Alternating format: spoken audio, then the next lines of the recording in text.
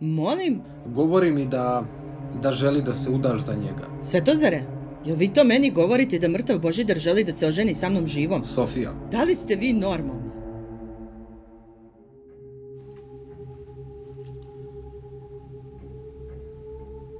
Božidar je bio mlad kada je stradao.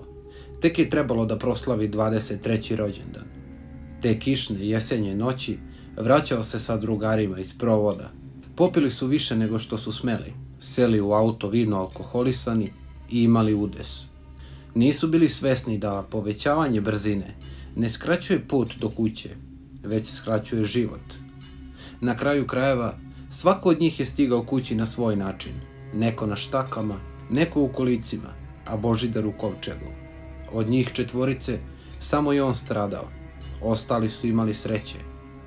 Kada se jedan mlad život tako naprasno prekine, za njim, osim suza roditelja, rodbine i prijatelja, ostaju nedosanjani snovi, nesprovedeni planovi i neostvarene ljubavi. Boža je imao devojku, Sofiju. Zabavljali su se oko godinu dana. Povremeno su stidljivo govorili o zajedničkom životu i planovima. Kažem stidljivo, jer je on bio taj koji je potencirao priču o tome. Bio je ludo zaljubljen u nju, već godinama. Mnogo pre nego što su se upoznali. Bili su zajedno u nekom širem društvu i on je dugo vremena maštao o njoj. Nije imao petlju da joj priđe i da joj se predstavi onakvim kakav jeste. Na neki način tiho je patio za njom. Mada svi u društvu su znali da je Boža očaran njome. On to nije umeo da sakrije. Njeno interesovanje za njega je bilo površno. Nije ga uzimala za ozbiljno u meri u kojoj je on želeo. Bio joj je simpatičan i drag, ali ne mnogo više od toga. Na kraju, njihova veza se zasnivala na tome da je on nju obožavao, a da je ona volela da je neko obožava. Božini roditelji, Svetozar i Jelica, su znali da je za njihovog sina Sofija sve. Nisu bili baš mnogo upućeni u njihov odnos, ali su znali da je mnogo voli. Naročito je to znao Svetozar. Božidar je sa njim često pričao na temu devojaka, odabira i života. Pričao mu je da bi voleo da sa Sofijom provede život. Boža nije imao braće ili sestara, bio je sin jedinac. Imao je drugaricu Tijanu. Znali su se od malih nogu i godinama su bili nerazdvojni. Kada je stradao, činilo se da je Tijana to teže podnela od Sofije. Mada su takve stvari relativne, svako tugu podnosi i ispoljava na svoj način. Sofija je bila u određenom šoku. Danima nakon sahrane nije izlazila iz kuće. Nikome nije govorila da je te tragične noći trebala da bude sa njim. Zvao ju je, želeo je da je vidi, ali ona prosto nije bila raspoložena za njega. Prvo je pristala, a potom je otkazala u posljednjem trenutku. Kod nje su se smenjivali osjećaji. U trenutku se smatrala srećnom, jer nije bila u tom automobilu, a u drugom osjećala se odgovornom, jer mislila je da je bila sa njim, možda se to ne bi ni dogodilo. Rekao bih da je najteža stvar kod smrti zapravo život. Život svih ostalih koji se nemilosrdno nastavlja. On ne pita za bol, tugu i prazninu, već samo teče, prolazi i ne zaustavlja se. Sofiji je trebalo nekoliko nedelja da se koliko toliko vrati u normalu. Prošao je mesec, drugi pa treći. Stvari su išle na bolje, sve dok jedne noći nije sanjala Božidara. Ujutru kada se probudila, bila je vidno uznemirena. Osjećala je jezu i nelagodu zbog sna i onog što joj je Boža rekao u snu. Sela je na stolicu u dnevnoj sobi, pila kafu i palila cigaru, jednu za drugom. Kada je u sobu ušao njen brat Žarko, odmah je primetio da sa Sofijom nešto nije u redu, da je nešto muči. Odavala je utisak uplašene osobe. Ruke su joj se tresle, pogled joj je lutao, a noktima je kuckala po stolu dok je grickala donju usnu. Uvek je to radila kada je nervozna. Sofija, šta je bilo? Šta se dogodilo? Ma ništa. Ajde, meni možeš da kažeš šta te muči. Vidim da nešto nije kako treba. Razmišljala je da li uopšte da priča o tome, a potom je pomislila da to ne može da škodi. Zapalila je novu cigaru, otpila gutljaj kafe i počela. Sanjala sam noćas Božu. Shvatam. Jel ti ovo prvi put da ga sanjaš od kako je stradao? Prvi, a nadam se i posljednji. Zašto tako? Kako si ga sanjala? Sanjala sam ga kako mi govori da hoće da me ženim. Pa dobro, Znaš da te je voleo i ranije si mi rekla da ti je spominjao to. Razumem te, ali to je samo san. Ne razumeš. Nisam ga sanjala živog, već mrtvog. Kako to misliš? Nije mi u san došao kao da je živ, pa mi traži da život provedemo zajedno. Već je došao u odelu u kom je sahranjen i gde mi jasno govori da na onom svetu želi da mu budem žena. Sofija, Boža je mrtav. To je strašna stvar koja se dogodila. Mrtvi ljudi nam dolaze u snove, jer mislimo o njima. Ti snovi su nekad lepi, a nekad i nisu, ali ne treba im pridavati značaj. Verovatno si u pravu. Žarko je potom ustao, poljubio je u čelo i izašao. Sofija je ostala sama sa svojim mislima i premda je san ostavio veliki utisak na nju, utehu je pronalazila u rečima svog brata. To što je rekao zvučalo je racionalno i trebalo je da bude. Narednih večeri Sofija je opet sanjala Božidara. Isti snovi kao i prvo večer. Dolazio bi nasmejan, govorio kako mu je lepo tamo, kako je srećan, ali napominjao je kako mu Sofija nedostaje. Međutim, svaki put kada bi Boža pokušao da jej priđe, ona bi se trgla i probudila. Svaki put bi bila uznemirena i uplašena, ali više ni sa kim nije govorila o tome. Nije bila sigurna da li ti snovi imaju neko značenje ili se njen samo igra sa njom. U snovima Božidar joj je govorio kako želi da se pojavi u beloj venčanici, noseći minđuše koje joj je on poklonio za rođendan, da želi da stavi crveni karmin i crvenu traku oko struka. Obožavao je kada Sofija stavi crveni karmin, a crvenu traku je nosila na haljini ono veče kada je skupio hrabrost da ju priđe. Pila je lekove za smirenje, lekove za spavanje, išla je u crkvu, palila sveću za njegovu dušu, ali ništa nije pomoglo. Noćima, redovno Boža je dolazio u njene snove. Uvek bi tražio isto, ali ponekad bi joj se učinilo da je malo nestrpljiviji nego prethodno veče. 7 noći za redom ga je sanjala. Svako jutro se budila neispavana, nervozna i uplašena. To je i tekako počelo da je opterećuje. 8. jutro, neko je pozvonio na vrata njene kuće. Kada je otvorila, ugledala je Svetozara, Božinog oca. Sveto, otkud vi ovde? Kako mogu da vam pomognem? Oprosti, Sofija, što dolazim ovako nenajavljen, ali morao bih da razgovaram sa tobom. Začuđeno ga je pogledala, a potom sprovela do dnevne sobe, gde su seli jedno naspram drugog. Izvolite, slušam vas. Ne znam odakle da počnem. Ne želim da te uplašim ili nešto slično, ali saslušaj me. Već nekoliko noći moj Boža mi dolazi u snove.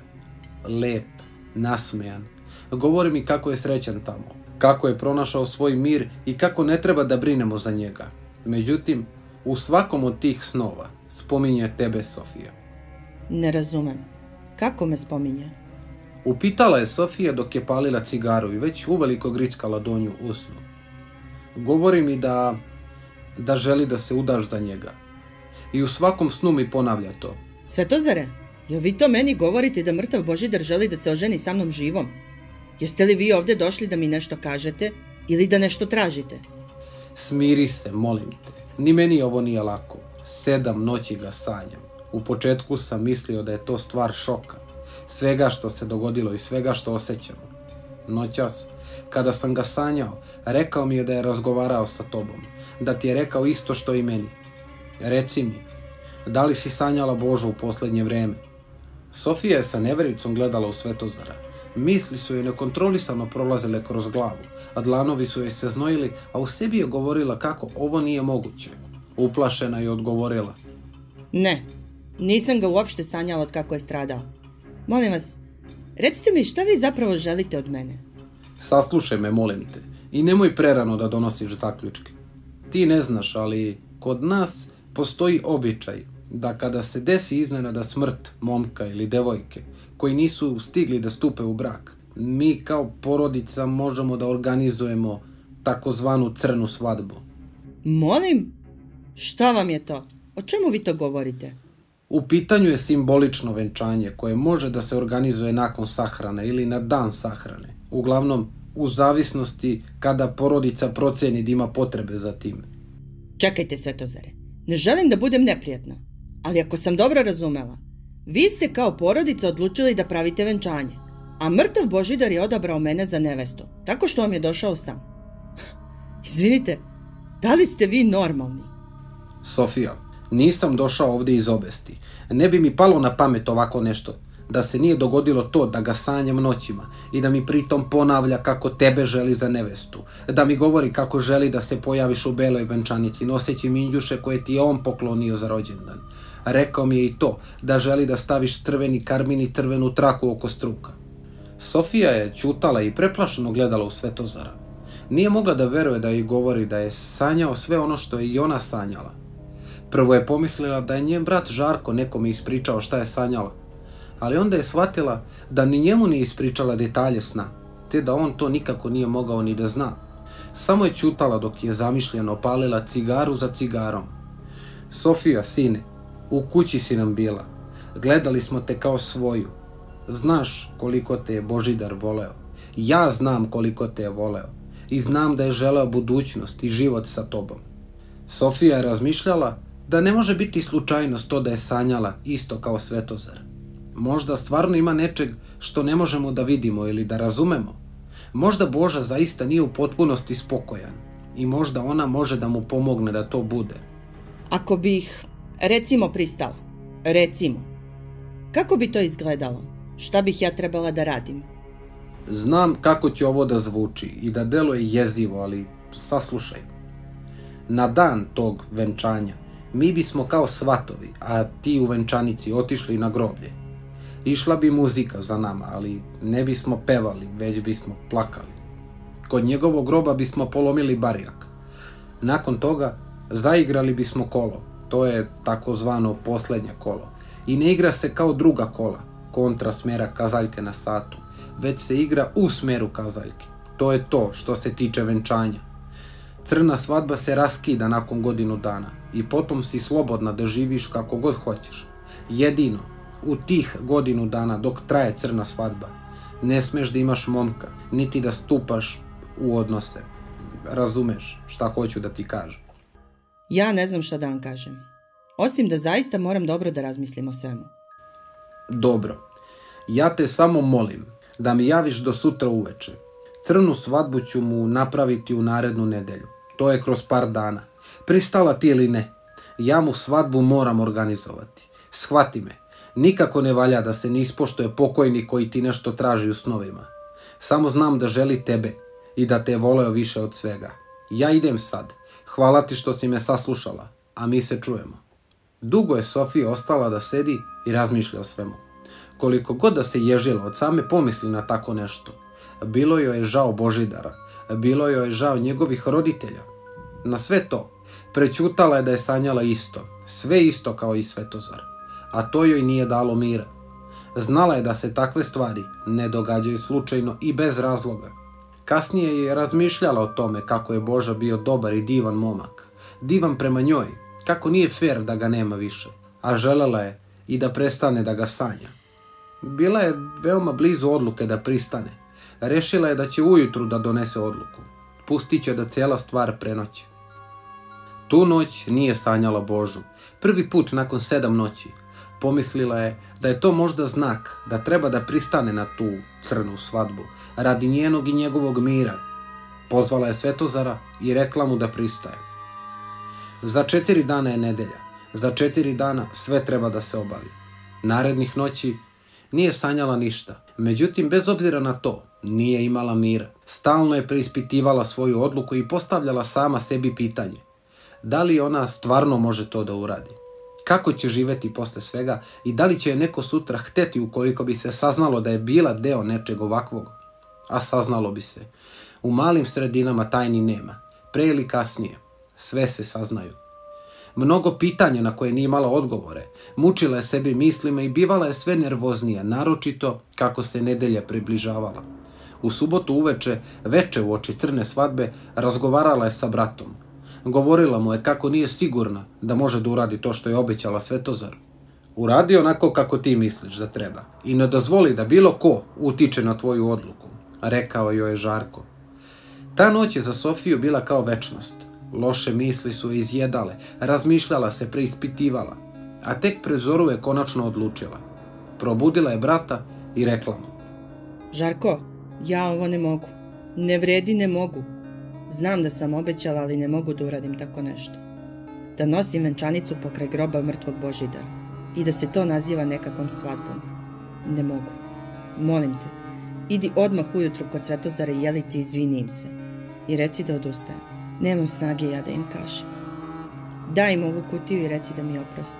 Šta ćeš ti da radiš, Sofija? Idem kod drugarice. Biću kod nje nekoliko dana, a ti nemoj nikome da govoriš gde sam. Obećaj mi. U redu. Obećavam. Sofija se spakovala i otišla, a Žarko je sačekao da svane, a onda se uputio kod Svetozara i Jelice. Kada su ga ugledali na kapiji samog, kao da su odmah znali zbog čega je došao. Svetozar je pognuo glavu i počeo da plače. Žarko mu je prišao i ponovio sve što mu je Sofija rekla da im kaže. Kada je završio, predao im je kutiju koju mu je dala. U njoj se nalazila crvena traka, crveni karmin, minđuše koje je dobila od Božidara i poruka na kojoj je pisalo: oprostite mi, nisam mogla. Potom je prišla Božina majka Jelica i zamolila je Žarka da ostane na kafi. Pristao je, premda mu je bilo vrlo neugodno zbog cijele situacije. Zadržao se nešto više od sat vremena, sedeo je i razgovarali su o Boži dok je Svetozar sve vreme telefonirao, širio ruke i hvatao se za glavu. Tada je Jelica rekla Žarku: nervozan je, sve smo organizovali, a sada ispada da nemamo mladu. I venčanicu smo uzeli. Žarko nije znao šta da kaže, ćutao je i razmišljao kako da što pre ode. Takvu neprijatnost nije osjetio nikada u životu. Ustao je, rekao je da je vreme da krene, ali tražio je Svetozara da se pozdravi sa njim.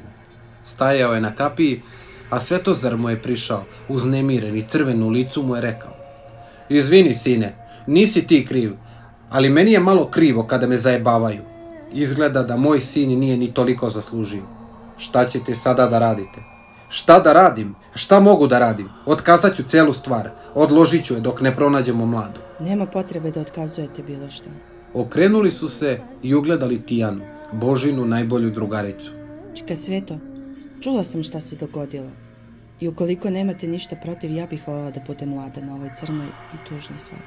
Svetozar je zastao, pogledao je vodenim očima i upitao: Tijana ćero, jesi li sigurna? Jes. Božidara znam od kako znam za sebe. Odrasli smo zajedno. Bio mi je najbolji drug kroz ceo život. Možda ja nisam nevesta koju je tražio, ali sigurna sam da ne bi imao ništa protiv da ja obučem tu belu venčanicu za njega. Njih dvoje su se potom zagrlili, a Žarko je sa užasnom teskobom u stomaku krenuo ka kolima. Kada je stigao kući, pozvao je Sofiju da joj kaže šta se tamo dogodilo, ali ona se nije javljala na telefon. Odbijala je poziv. Pokušavao je nekoliko puta, a potom se i sam naljutio na nju. Iz tog razloga nije želeo ni porukom da je javi, već je rešio da joj kaže onda kada ga ona pozove. Sofija mu se nije javila ni taj dan, ni to veče. Sedela je sa drugaricom i samo je želela da taj dan što pre prođe. Govorila je kako joj je žao zbog svega i svih i ponavljala kako ona nije kriva.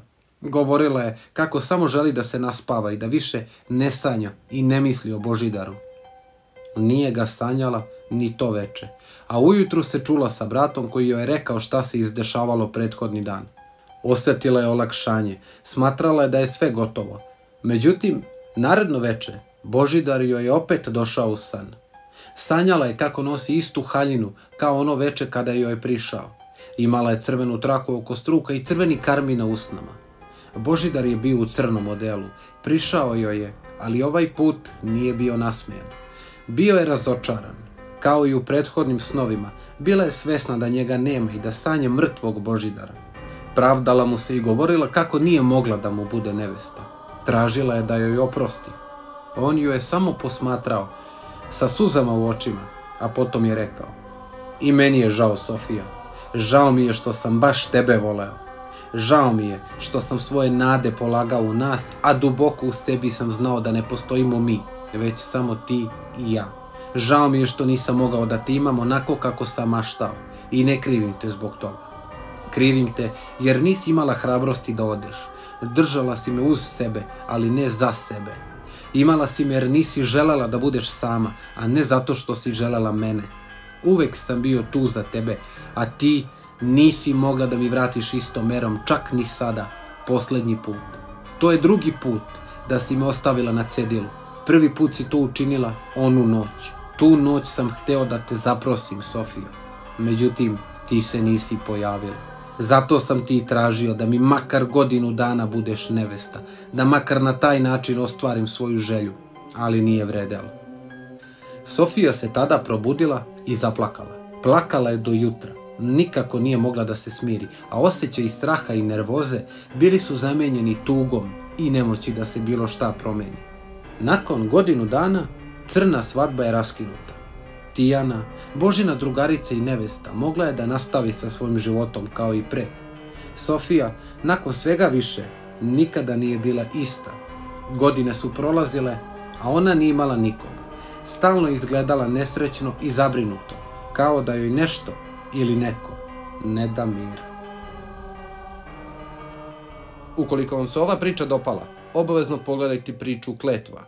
A ukoliko volite istinite, ali jezive životne priče, pogledajte video Ispovest jednog oca. Hvala što pratite Baba Jagu.